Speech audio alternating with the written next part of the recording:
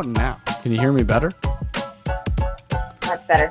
Yeah. I got to use my microphone, otherwise the recording gets all messed up. Let me make sure that I'm admitting everyone. Welcome everybody to group coaching. It's exciting to be on with so many folks, and that's because usually when I do group coaching, I do it inside the membership once a month, and I would say I usually have between 3 and 4 people at that, and so it's fun to have so many folks on today. I wanted to look at my email and just make sure that I didn't get anyone asking me questions ahead of time, but I don't see anyone here.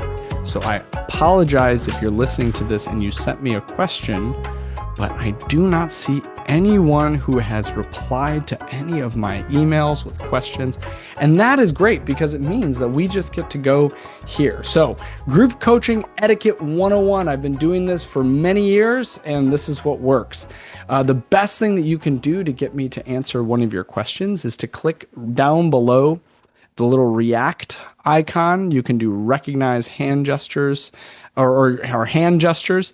That's how you can raise your hand. When you raise your hand, it just lets me know that you have a question, that you're not just here to listen, that you have a question that you'd like to ask. And it's not inappropriate. It's not like a school environment where, like, if you raise your hand while somebody else is asking a question, that's inappropriate. Basically, everybody should raise their hand if they have a question all at once, or as many as you can, and then you'll line up in order at the top of the screen, and I'll just go through one by one. Now, if 3 of you have questions, I'll spend the next 15 to 20 minutes on each question. If 6 of you have questions, I'll spend 10 minutes on each question. So a lot of people go, well, I didn't really know if I had a question, and then with 5 minutes left, then I all of a sudden had a question. That means that I'm going to only be able to give you 3 minutes or something to respond. And so it's easiest if you just raise your hand. It's okay if you have more than one question. Again, I can answer one question and then spend as much time as we need to make sure that we answer all of them.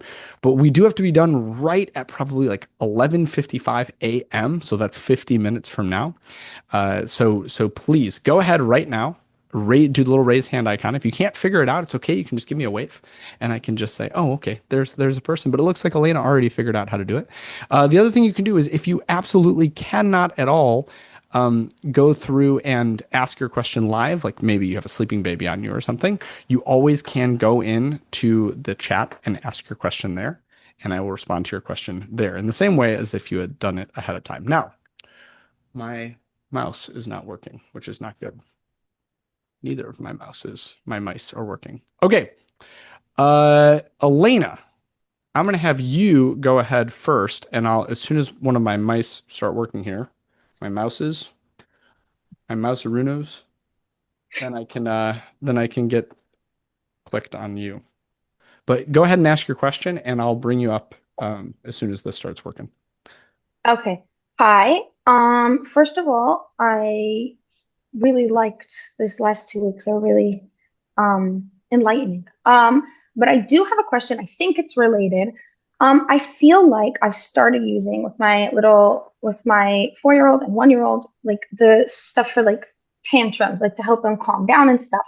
My Yes. question that actually came up just yesterday, my daughter decided she is not going to sleep. And it wasn't even a tantrum. It was just like, no, I'm not doing that.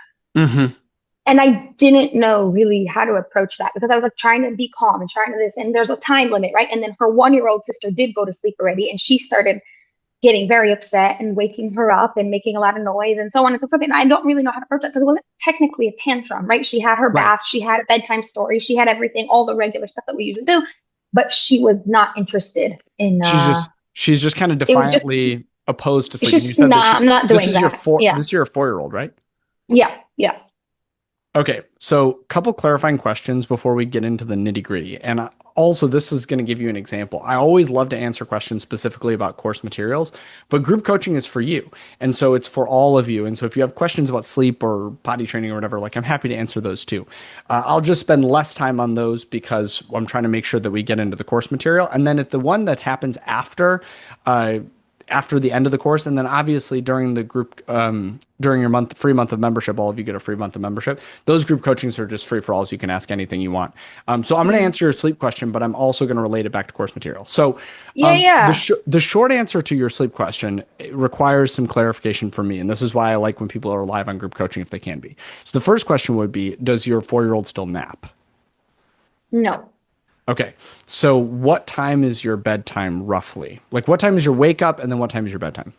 Well, she wakes up at a time where she'll wake up very early, Hmm. regardless of when she goes to sleep. Like I'm talking this morning, she woke up at 6 a.m. Sure. Um, but she usually goes to sleep around 7 to 7:30, Okay. depending on like just different factors. Yeah. So the first thing that I would say is if your 4-year-old's not napping anymore, Hmm. I would draw a straight line between when she wakes up and bedtime. And I'm not saying that you should change bedtime over and over and over and over. But Hmm. if she's consistently waking up, let's say 50% of the time she's waking up at 6 a.m., I would actually, if possible, and I understand it's not always possible, I would actually Hmm. put her bedtime earlier, close to that 12-hour mark, closer to like Okay. 6:30 p.m.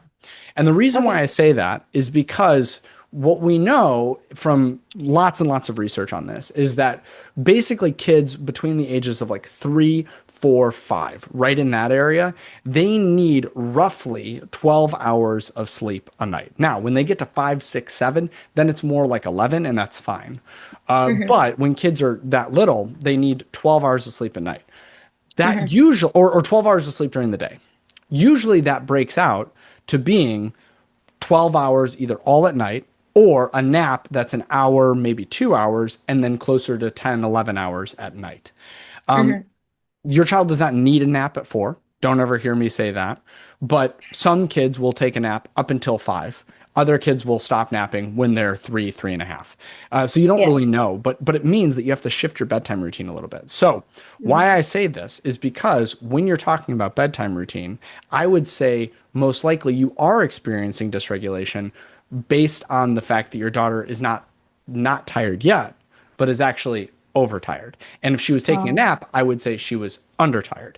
So Uh-huh. people will often say like, "Oh, well, 7 o'clock is so early for a bedtime." And it's like, well, you have to compare it to what their body is already naturally doing.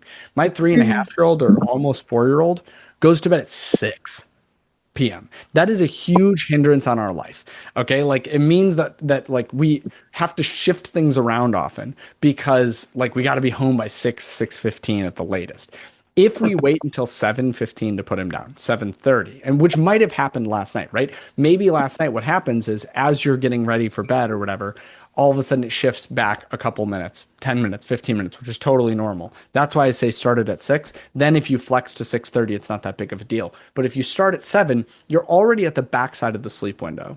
And basically what Right. this means is that your child's body is going through circadian rhythms and it's going into sleep mode where things like the hormones being released are like melatonin, if they're with you, oxytocin.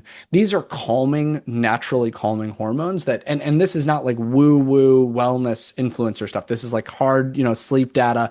Like these are the things that are released. And this is why a lot of parents want to medicate their kids with a supplement like melatonin because they understand that melatonin is released right before bedtime. One of the reasons why we do a bedtime routine as a parent is not only because kids like consistency, but also because melatonin has to be released and active. Yes, yes, yes. You're having trouble hearing me?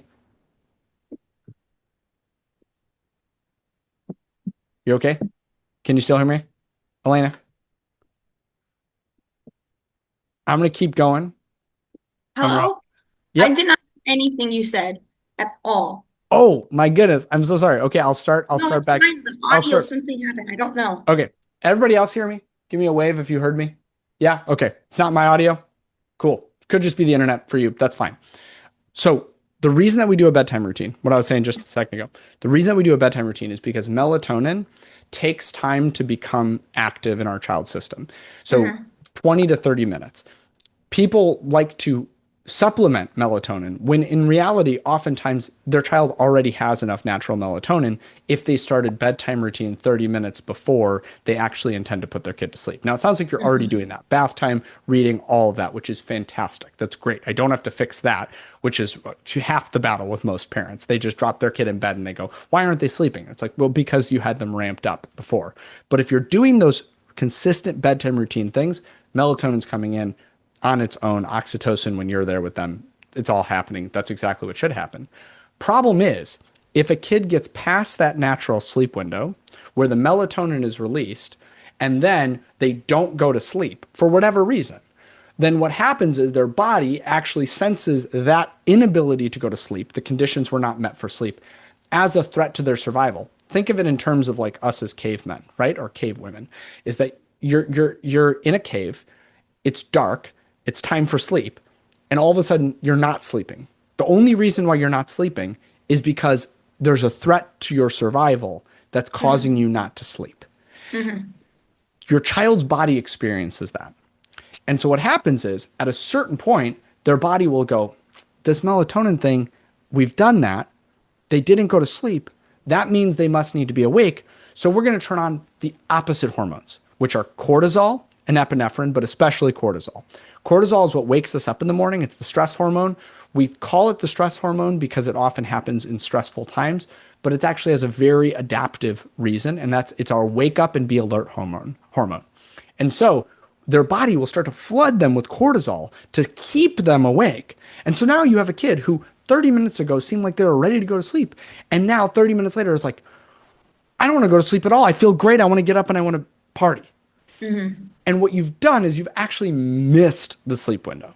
So it's not that they're under tired, that they're not tired yet. It's that they were tired and we missed it. So what I would do for you, the very simple action here, is I would go back up half an hour and start bedtime routine half an hour, 15 minutes earlier. You Mhm. probably didn't miss the window by much because you're not missing it on a consistent basis. It just happened once. Now, that said, maybe it has nothing to do with that. Maybe it's, you know what, she was tired, but she made herself get up because she's like, I didn't feel like I had control over this. I'm looking for control. And now I feel like I'm just kind of being told what to do. And I don't like that. And I'm four. And that's a normal thing for a 4-year-old to experience. Yeah. In that case, I would go, if I shift the bedtime routine up, because I know we're not going to talk again for another 2 weeks and I want you to have some different plans of action. If I shift up and it doesn't fix it, and it could just be a one-off thing too, right, Elena? Like sometimes kids just do weird one thing, one, 2 nights in a row. But we shift the bedtime routine up. They don't, she still doesn't go to sleep. She's protesting sleep for, let's say, 4 or 5 nights in a row. And we've shifted up half an hour, 45 minutes, 6:30, 6:15. Now she's still not going to sleep. At that point, I go, hey, during the day, not at night, not during all the chaos, during the day, hey, bedtime routine doesn't seem to be working for you. You're not being tired. You're not tired at the time that we're going to bed. What do you think would help you be tired? What do you think Mhm. we should add to bedtime routine? What do you think would help you to sleep better at night? And she might say, well, I really like when I have a snack, or I really like when I have this specific night light, or I really like when this, that, and the other. And the point of all of this is none of that stuff actually helps her sleep. But the experience of feeling like she has agency and control will help her not resist it because now you're working with her instead of you saying it's time to go to bed and she's going, no, it's not.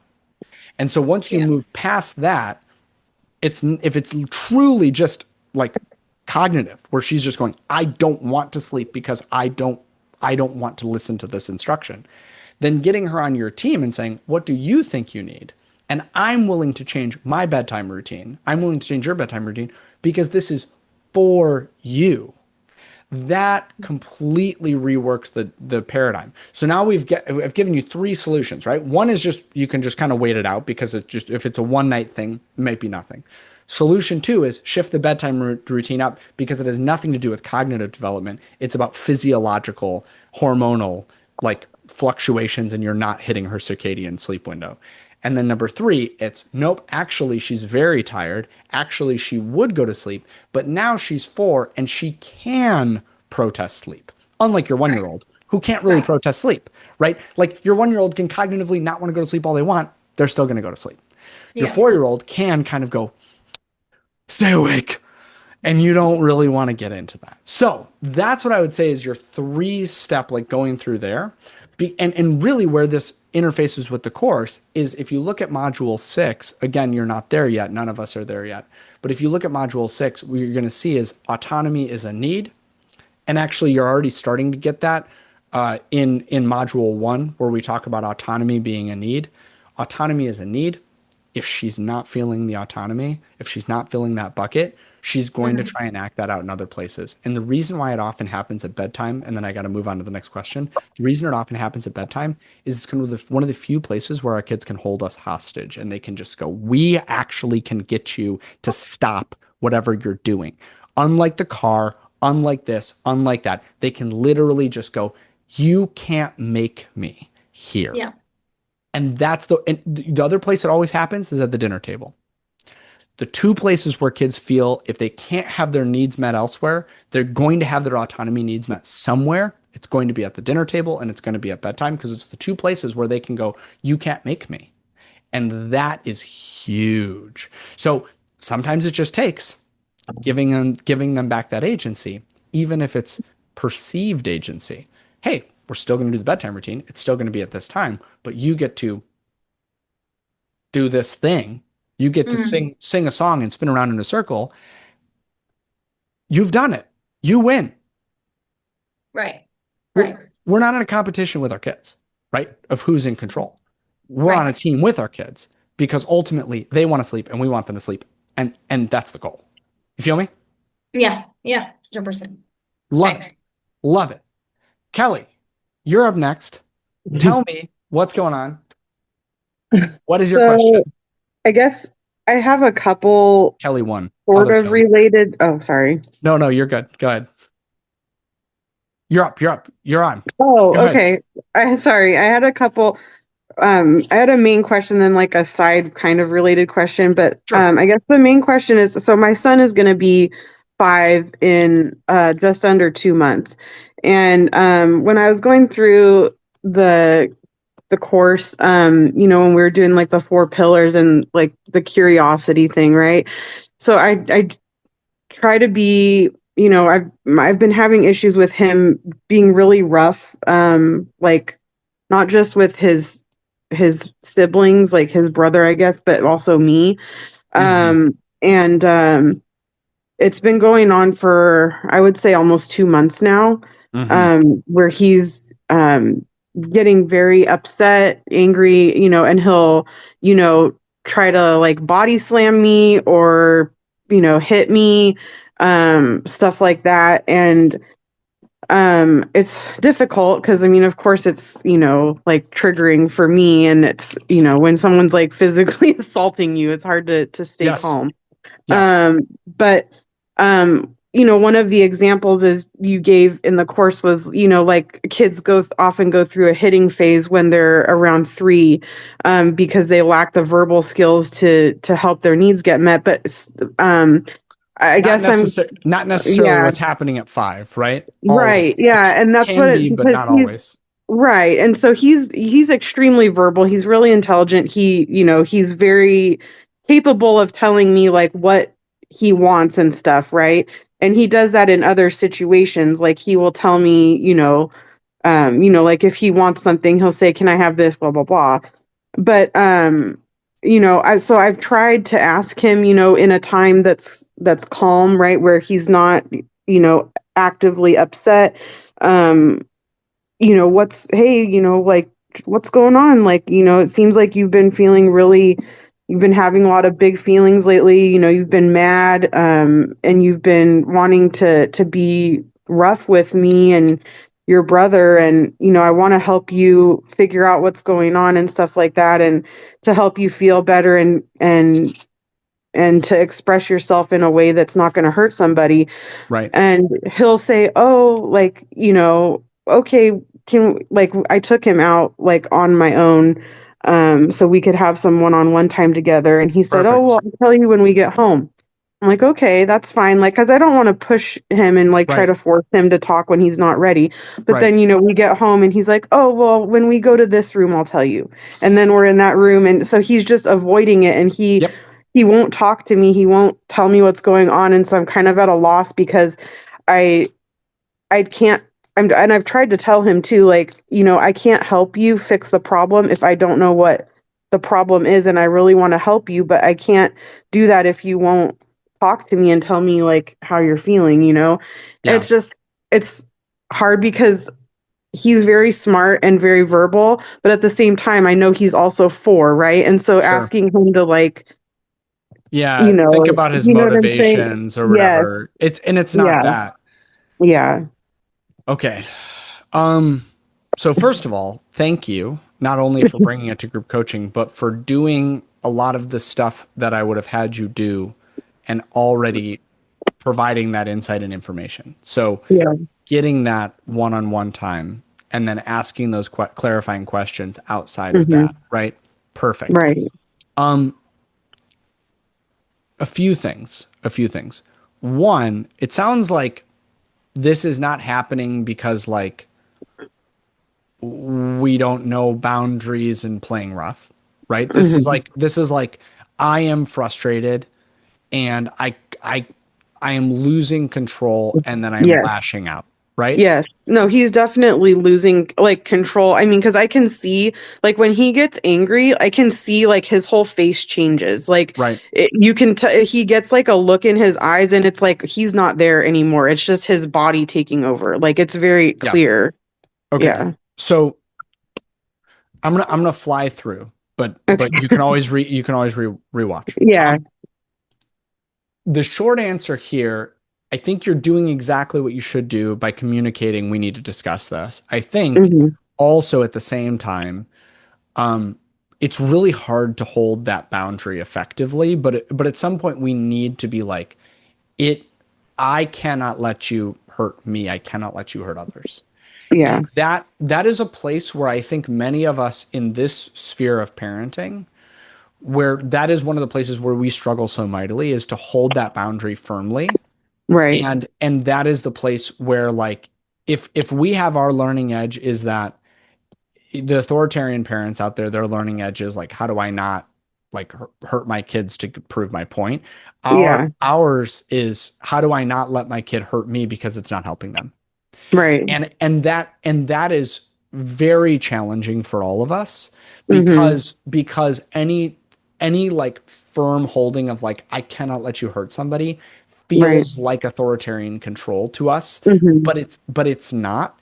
It Yeah. is truly saying there are adaptive and maladaptive behaviors, and if I let you do this, it's not serving you or others. And part of that is Right. that the more he does this, the more he spirals up, right? So like Right. it would be one thing we could talk about this if he pushed or punched or slapped or something and then regulated down as a result, but it's not. It's that we do Hmm. that and then it escalates, and we do it Yes. again and then it escalates, right? And what you're explaining and expressing to me is almost verbatim, word for word, what Ross Greene talks about in his book, The Explosive Child. Hmm. Almost verbatim. And Ross does not come from a Ross is a doctor. I think he's a psychologist or a psychiatrist. I don't remember which, but he Yeah. has the ability to diagnose whether that's ADHD, PDA, ODD, whatever. He has Right. the ability to diagnose those things, and he chooses not to often.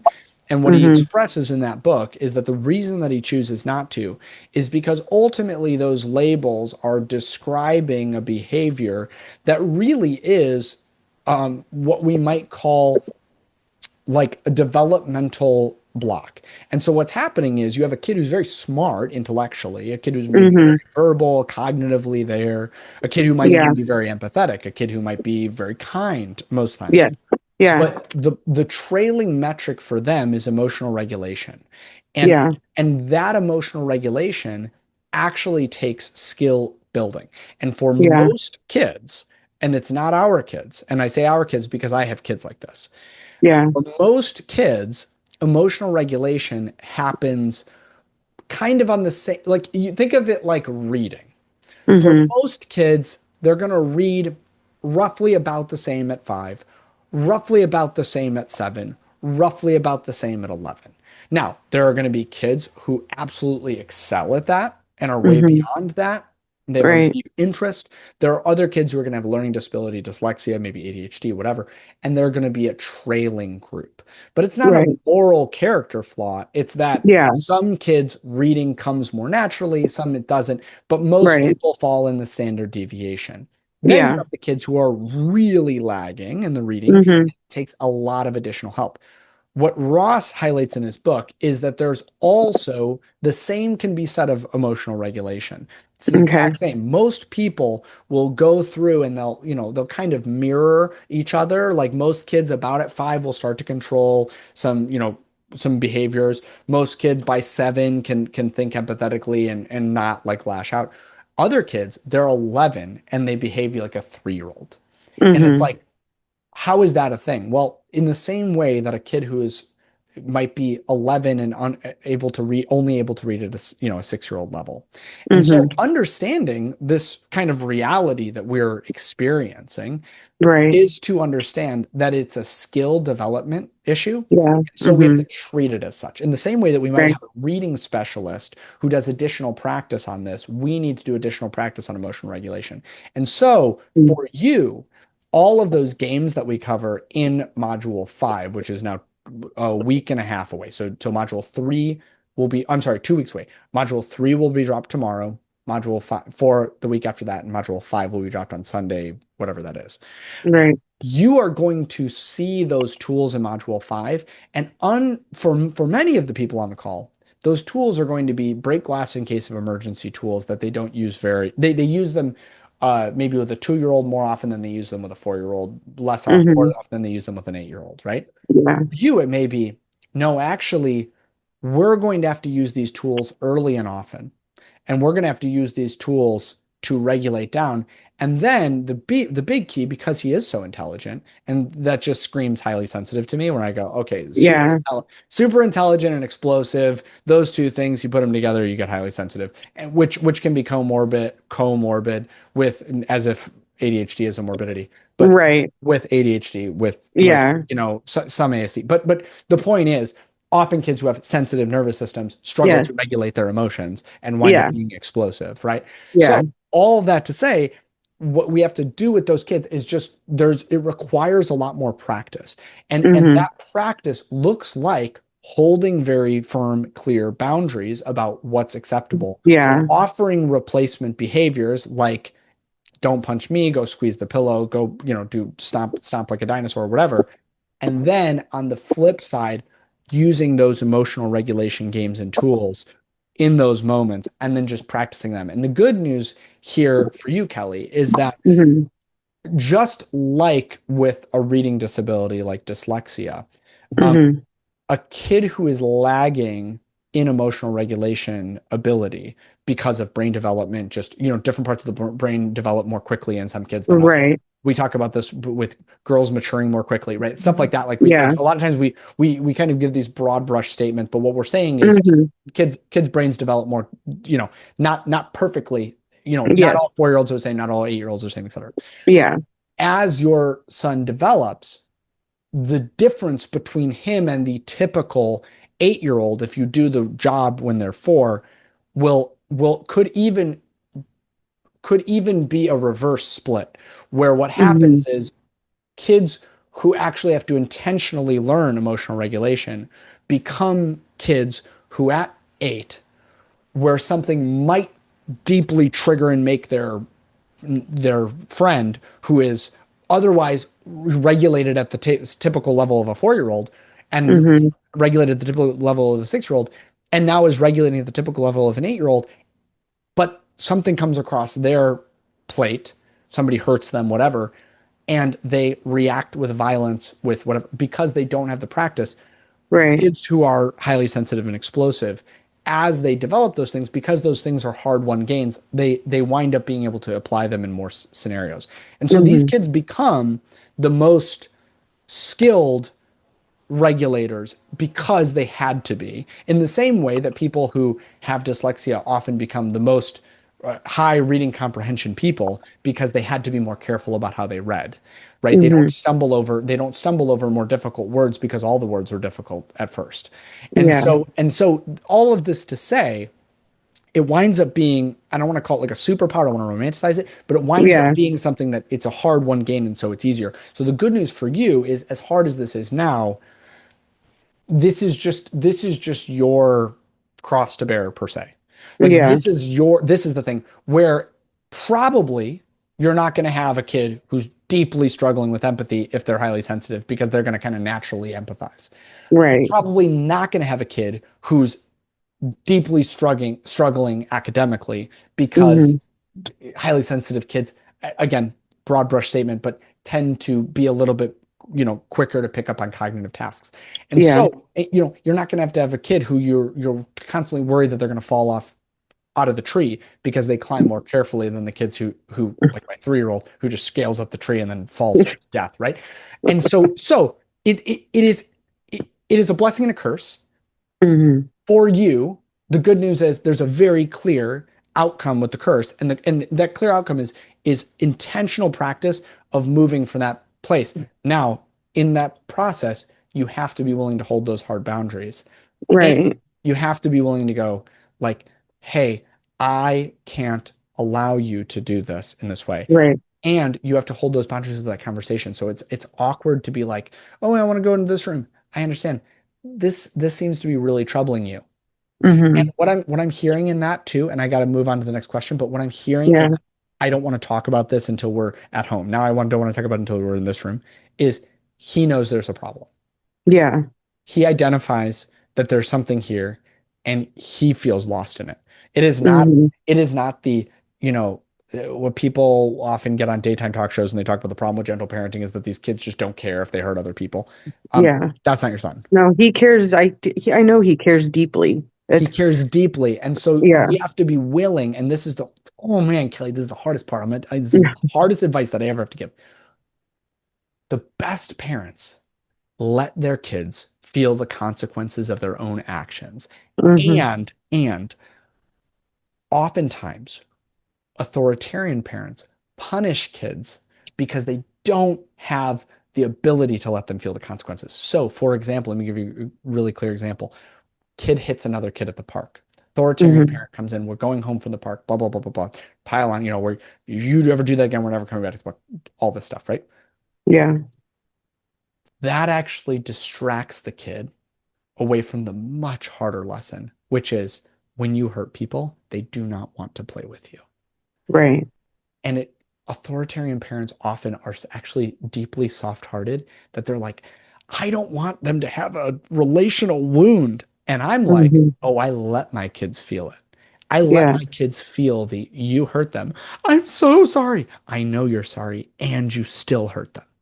Hmm. And that is so freaking hard Yeah. to let your kid feel that, but it's not punishment and it's not shame. It is letting him go, I know this is so hard to talk about, and we have to talk about it anyway because you're hurting me and you don't want to hurt me, and I don't want you to hurt me. So let's find a solution. And until we let him kind of feel that and experience that, and that's going Hmm. to be a hard one, we can't get to the other side. But the other side is Yeah. worth it. The other side is Yeah. worth it. And Yeah. and that is going to be transformative once we get there. And it's going to take those tools and using Yeah. those. I just have one quick question about holding the Yes. boundaries. So, Yeah. like he, if he's trying to hit like me or his sibling, like I'll, try to physically block it whenever possible. Or if he's coming at me, I'll like grab his hand so that he can't hit me. But Yes. at this point, it's getting difficult because he's a big boy. He's, Yep. he's more than half my height and almost 50 pounds. And so like, it's getting, This is what parents of explosive kids talk yeah, about. There's a transition where all of a sudden it's okay when it's a 3-year-old and a 2-year-old right. because you can just kind of bear hug them. Yeah. But you can't when they're 12. So Yeah. what do you And do? yeah, And because like last night he got mad when he was brushing his teeth and he literally, like, I don't think he even understood what he he's was like doing. But throwing his head back on you. he threw his head back and he slammed it right here into my chest, like full speed. And I like, it was bad. Like my husband had to finish putting him in bed because I had to like sit for like 10 minutes trying to like Catch your catch my breath. breath. Yeah. See, So, that's the stuff where we have to be, and I know that this is you're willing to do this, but it's hard. yeah. That's the stuff where we have to be willing to go today. And I would say this, I wouldn't have done it last night, but I Yeah. would say today, I would say, hey, so when we were brushing your teeth last night, you threw your head back, Right. and I know that you don't want to hurt me. I Yeah. know that you're a good kid. I know that you love me, and I know that you don't want to hurt Hmm. me, but that actually really did hurt me. Yeah. And so when we're brushing our teeth, we have to remember that. And then tonight when we're brushing our teeth, I would go, hey, let's remember last night we didn't really like doing this and you hurt me. We need to do it differently this tonight. Let's Hmm. work together to make that happen. And Right. what Ross eventually says in the book, I'll spoil the book for you. What he eventually says in the book is that the only way to work with explosive kids is collaboratively, which is what Hmm. module 6 is all about. So Hmm. in many ways, I would say that a huge percentage of my parenting like structure is based on what Ross talks about in Yeah. and I map it out in module 6. But he also talks about the necessity of choosing battles. And so Right. what I would say is you have to walk before you have to crawl before you can walk before you can run. And Yeah. it may be Kelly going, okay, I'm going to pick 3 battles today to Hmm. regulate. And then tomorrow I'm going to pick those same 3 battles and I'm not going to pick these other 5. And that's not Right. being permissive. That's choosing your battles and building the skills. Because if we can build the skills here, it's like any skill, right? It's Hmm. like playing piano. You can't just like immediately play piano. You have to like Yeah. learn your scales, and Yeah. you have to learn how to read music. You have to learn all these different individual skills that then come together. You have to pick Right. those skills. And it might be we're just going to do like literally we're going to do brushing teeth, and that is going to be the one thing where we can Hmm. work on this together. And I'm not going to make a Hmm. big deal about you freaking out about screens. And I'm not going to make a big deal about you freaking out about lunch. I'm not going to make a big deal over here. We're just going to focus on this one. We're going to win the small battles. And then Hmm. we're those small wins stack up into Right. larger change. And Hmm. that is always the challenge. But Right. the reward on the other side is that like if we just do nothing, if we just kind of keep doing the stuff that doesn't work, then we just Yeah. wind up in this like spiral. You feel me? Hmm. Yep, I do. Awesome. Next is Slade. Hello, Slade. Welcome. You're here. So that's actually my son's name. I couldn't change it. Oh, I'm what's your Brittany. name? Brittany. Welcome, Brittany. And Slade is Um, your son. I love it. so I have a couple questions. Yep. So when it's like a 2-year-old Mhm. hitting Yeah. and they don't seem to have the skill of empathy built yet. They will not. They cannot. Yeah. Right, right. So what is like, how do I Yeah. make it a consequence and not a punishment? That's where I Totally. struggle, like the line Yep. there. So I wouldn't even be doing either at 2. What I would be focusing on is understanding that 2-year-olds who hit are just, they don't have a replacement behavior yet.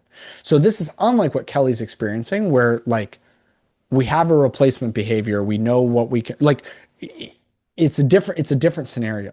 What a 2-year-old needs to essentially be is, for lack of a better term, conditioned because and I don't like behavioral conditioning because that's usually where rewards and punishments come in.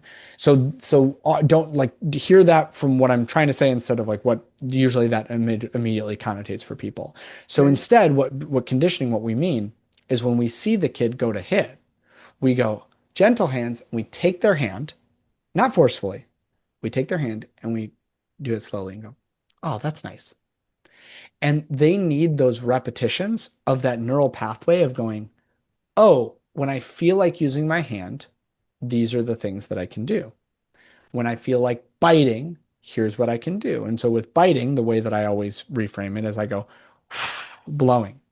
So again, they're trying to do something with their mouth, like bite you, which by the way, my 1-year-old does. My 1-year-old tries to bite me. And Yeah, my two. I go, Yeah. no, Cece. I don't know why we call her Cece. Her name's not Cece, but the kids next door who are Jordanian always say that.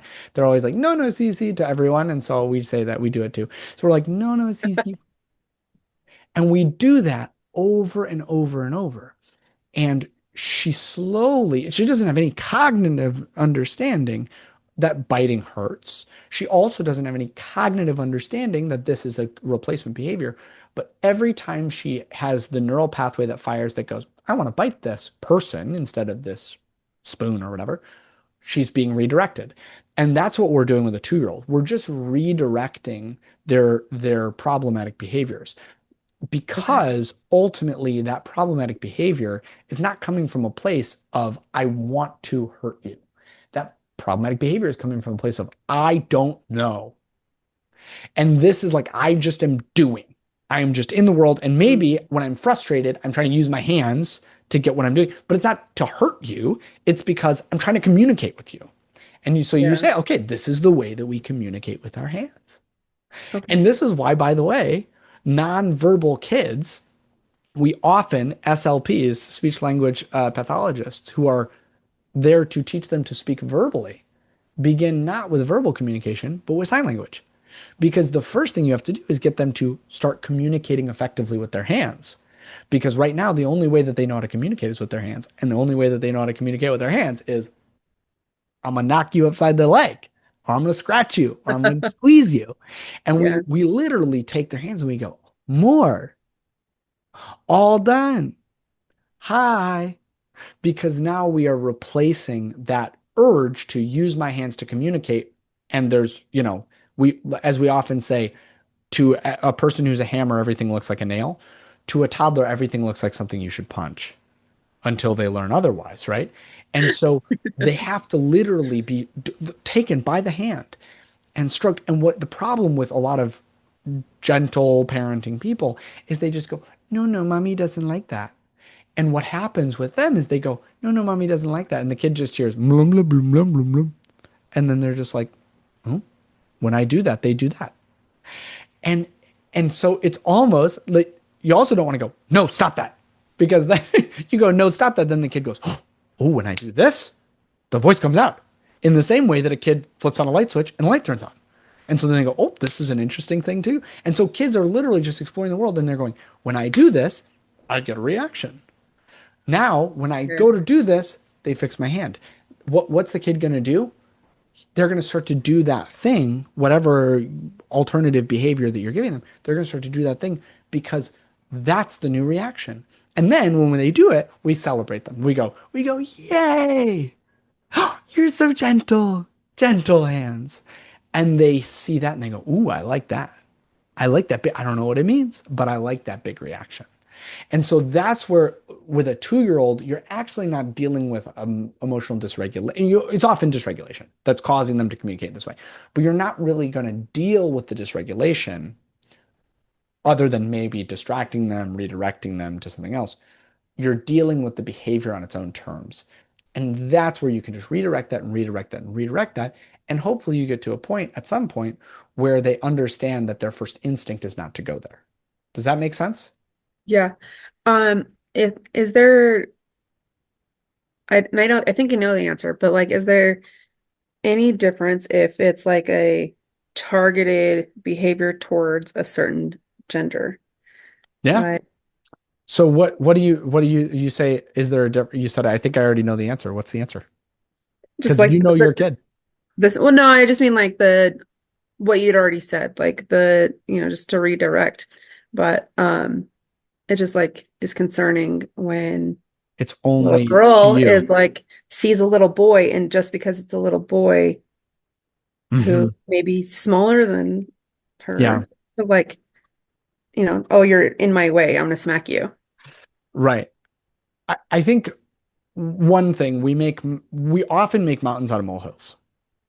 So we see that and we hear the shark music, which is, oh, this person is using this behavior to enact control and power, and deeply somewhere on the inside they're like secretly a sociopath who's like just trying to act other, and we do that because that makes sense to our adult brain.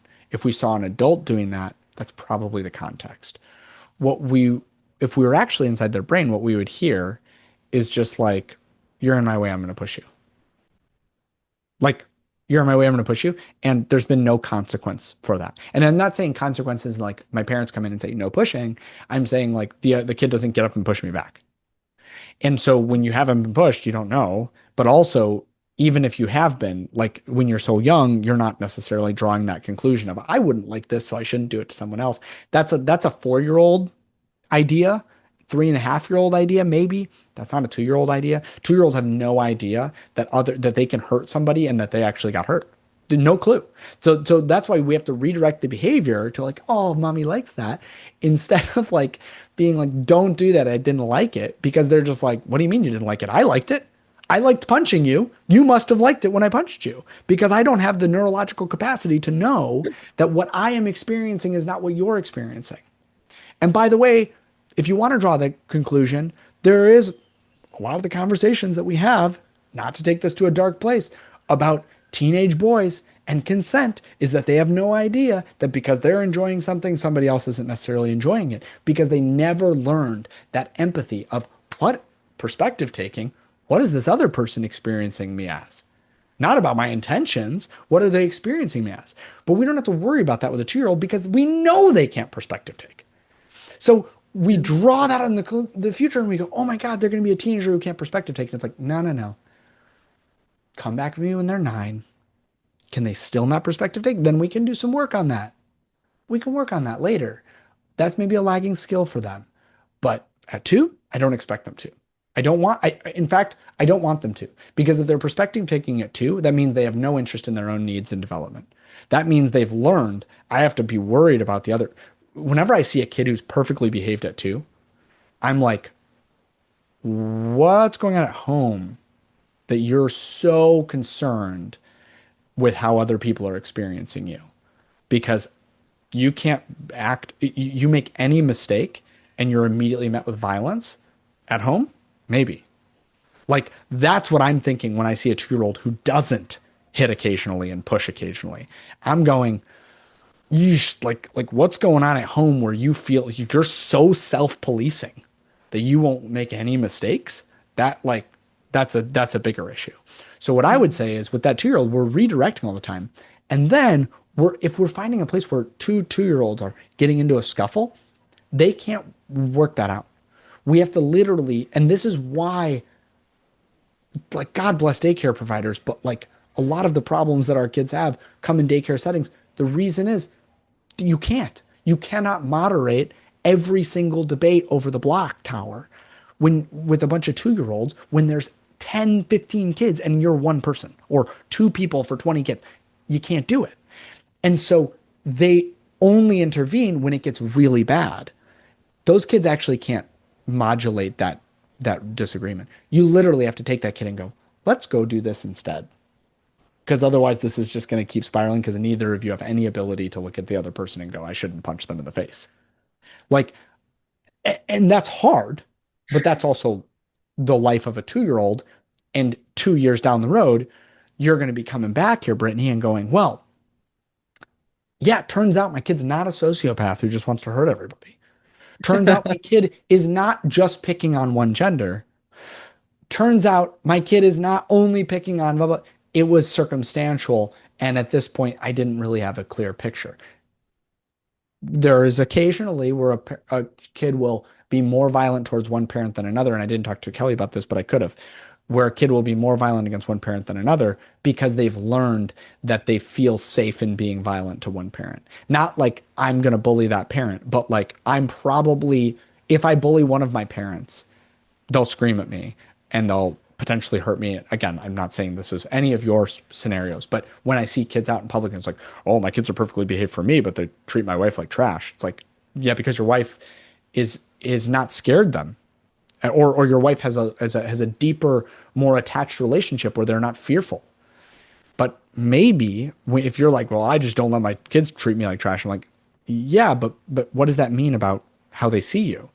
They don't see you as a person who they can go to with all of their mess. In the same way where I don't think in relationships we should let our partner treat us like trash. But guess what? Sometimes my wife treats me like trash when she's had a terrible day. The difference is at the end of the day, or maybe the next day, she goes, I treated you like trash yesterday and that was not good. And I go, yeah, I know, but you're having a really tough day. And that's okay. because she knows I'm here for the long haul. And sometimes when, I have a really bad day and I'm short with her or whatever, not because I'm abusive, it's not because I'm verbally, whatever. I come back the next day and go, yeah, I took out a lot on you. And she goes, yeah, that's actually just good attachment and relationship. That's just repair and reconciliation.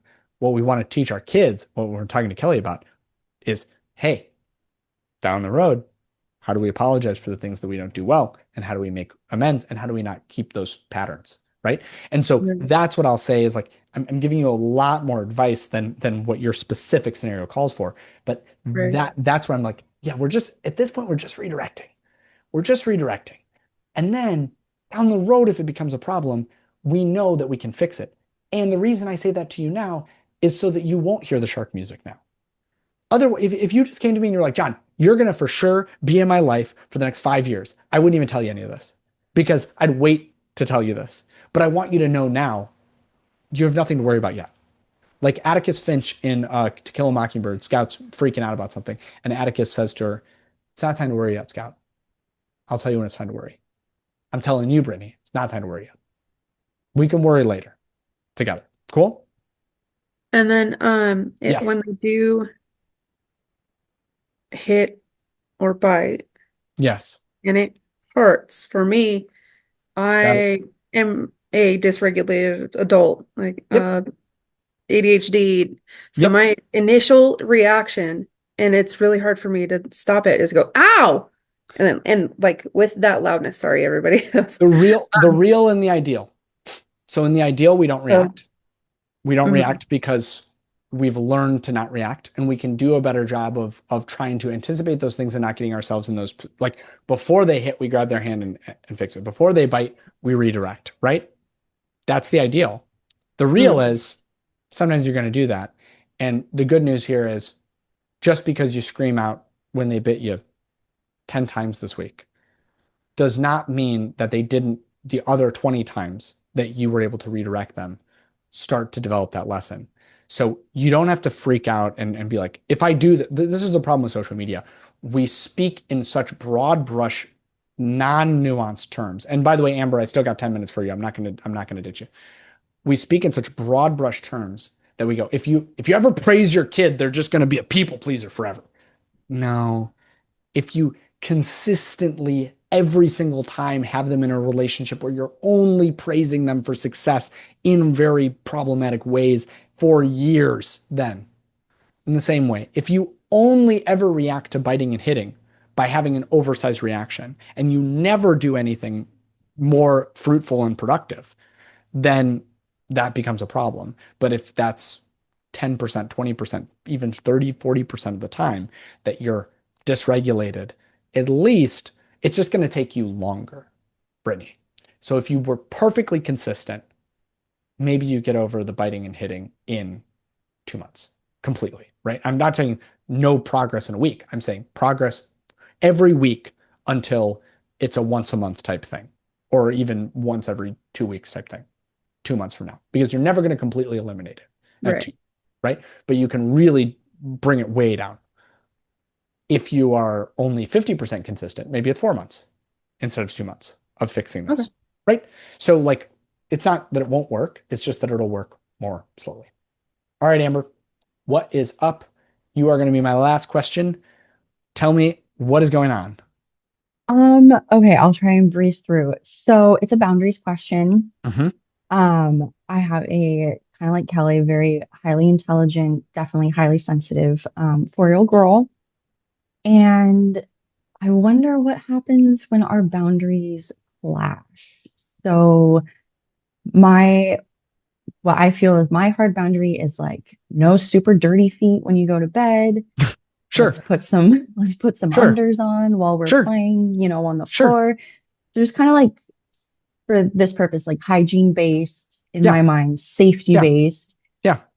But her no, and I didn't even have to teach her this. It was her first word. Her no means no, which is Mhm. awesome, amazing. And so those times when I've pushed and I've, full blown forced a foot wipe, it's just been like the biggest explosion catastrophe, and she's miserable, and then I feel bad. I'm like, great, yay, now you have clean feet, woohoo. But at the So same time, like, you want to hold we that bed boundary. share.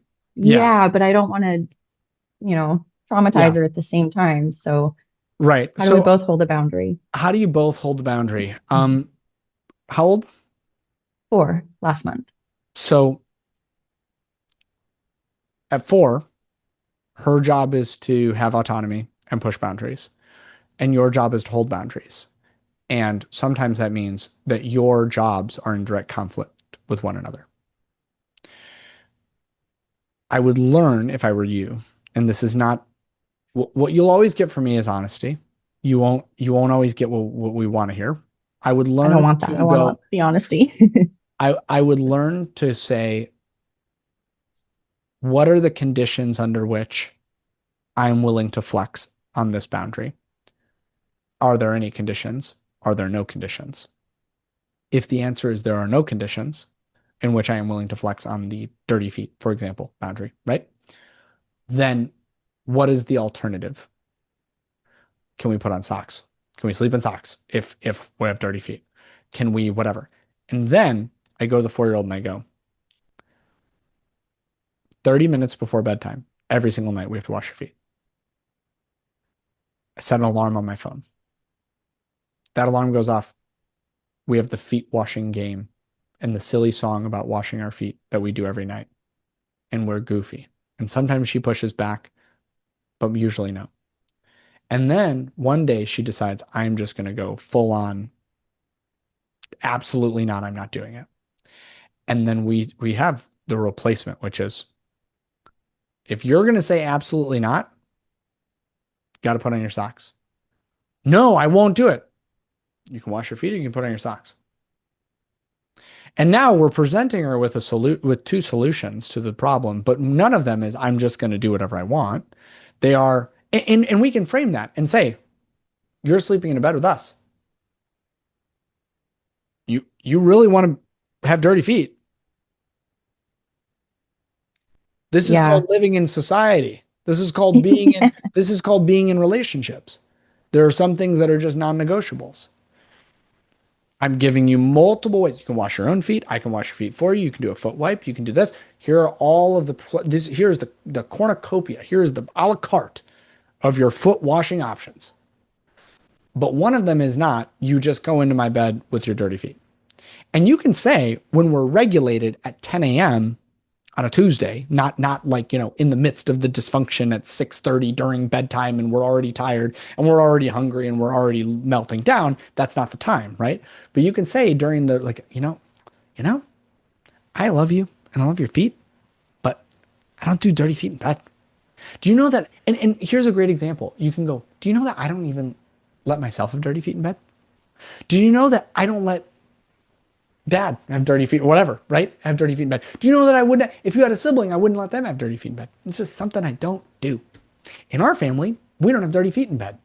Just like in my next door neighbor's family, they don't eat pork. And in our family, we don't eat meat at all, right? Like, every family has different things and they have different stuff that they have to, like, this is just a family rule.